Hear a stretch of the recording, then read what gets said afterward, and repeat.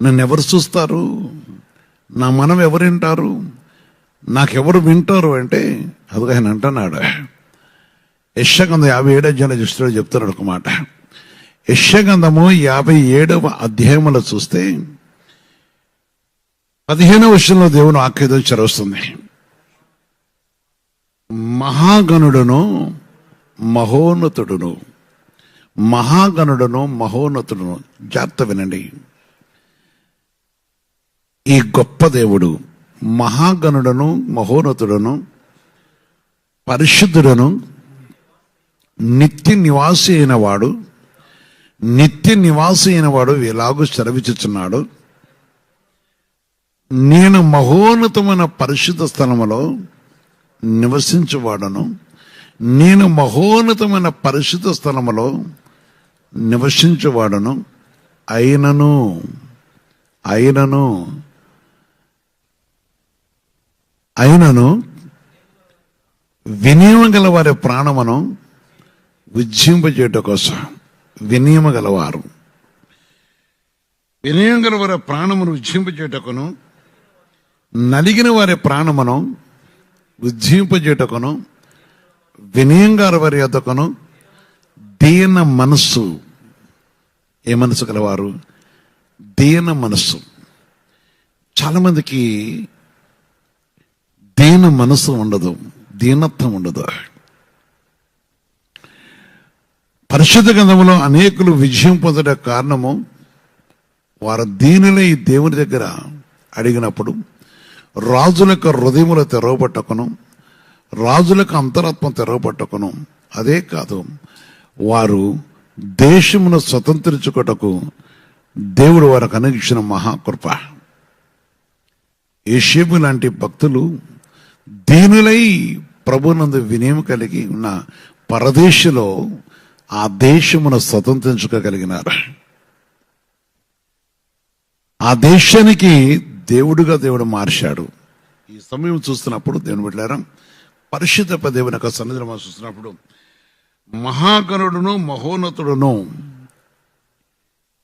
ఈ మహోన్నతుడైన దేవుడు ఎవరికి నేర్పుతాడు, ఎవరెత్తుకు వస్తాడు, ఎవరెత్తుకు ప్రవేశించేవాడు, ఎవరు మాకెవరు సహాయం అంటే అదిగో ఈ సర్వోన్నతమైన దేవుడు, ఈ మహాగణుడైన దేవుడు.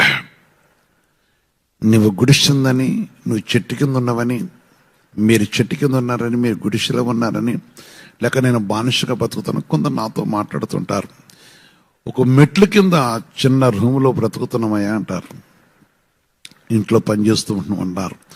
అలాంటి వాళ్ళని దేవుడు ఈరోజు ఆశ్చర్యించాడు. గొప్ప ఆశ్చర్యం కూడా దేవుడు వారికి ఇచ్చాడు.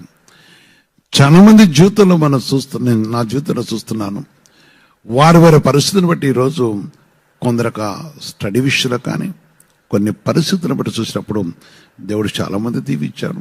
ఇంకోటి గొప్ప ప్రార్థన యోధులుగా మార్చాడు. సర్వోన్నతమైన దేవుని యొక్క శక్తిని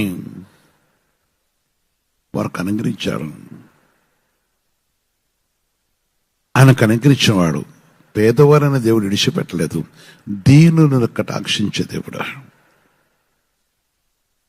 దీనులను కటాక్షించటకు నిన్ను, నీ సంతానాన్ని, మిమ్ములను మీ సంతానమును సంతానానికి కూడా ఐశ్వర్యము, భూమి మీద ధనము కంటే ముఖ్యమంది పరిశుద్ధాత్మ దేవుని యొక్క ఐశ్వర్యము, పరలోక ఐశ్వర్యం పొందడం కోసం దేవుడు అనుగ్రహించడం. ముఖ్యంగా దేవుడు ఈ దినమున మనతో సెలవిస్తున్నాడు, దీన మనసు కావాలి, మనస్సు మారాలి.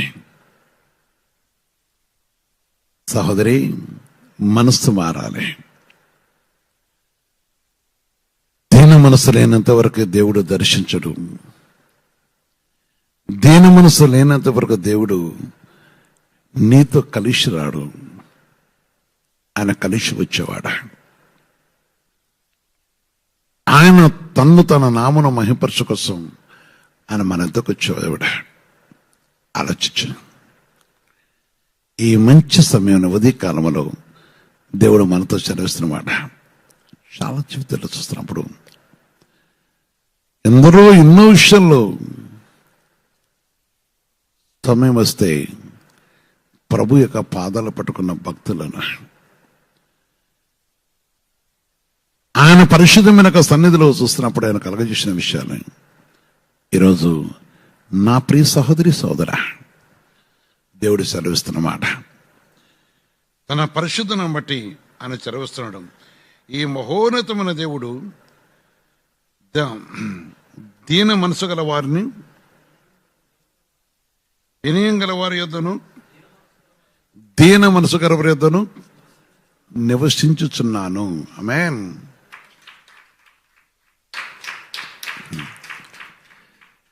యేసు ప్రభు ఏం బలిస్తే వస్తాడు?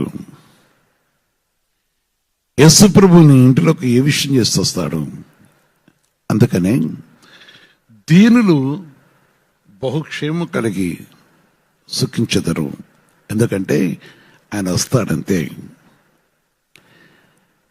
సహోదరి సోదర, ప్రేమన్న తల్లులారా, నాకంటే పెద్దవారు, నాకంటే చిన్నవారు, యవనులు, మరి అనేక సమయంలో ఎదురు చూస్తున్న వాళ్ళారా, దేవుడు ఎంత గొప్ప తండ్రి. ఆయన పరిశుద్ధమైన నామనోటి ఆయన మన ఎద్దకు వచ్చే దేవుడు. ఆయన మహాకృపను మనకు కలగజేసి కరుణించి తండ్రి దీనులను కటాక్షించుకొని ఎదురు చూస్తున్న దేవుడు. ఈ సర్వోన్నతమైన దేవుని యొక్క మాటను బట్టి మనం చూస్తున్నప్పుడు, అందుకే యేసుప్రభు ఈ లోకంలోకి వచ్చింది కూడా. ఆయన పరిశుద్ధ నామంటే దేవుడు ఎందుకు పంపించిన విషయం కూడా చెప్పబడుతుంది. దీన మనసు కలిగి ఉన్నావా? నిన్ను నీ సొంతాన్ని దాటిపోడు. నిన్ను తన నోటి పోరుగా వాడుకుంటాడు, నేను తన నామ మహిమలో వాడుకుంటాడు. మనస్సు మారాలి, దీనత్వం కావాలి. చాలా జీవితాల సమర్పణలు అంటారు, దీన మనసు ఉండదు. పరిశుద్ధాత్మదేవుని యొక్క మాట మనం కలిగి ఉండటం, ఈరోజు దైవోద్దేశం కలిగి ఉండటం అనేది దేవుడు కోరుకున్నవాడు.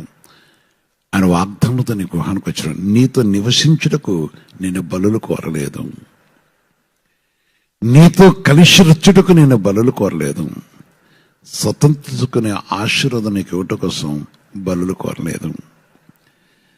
ఈ భూమి మీద నీవు ఔషధమంతులవుటకు ఆయన ఇష్టపడుతున్నాడు, బలులు కోరలేదా?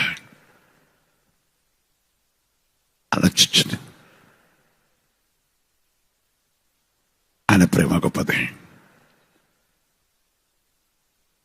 ఆయన సన్నిధి గొప్పది.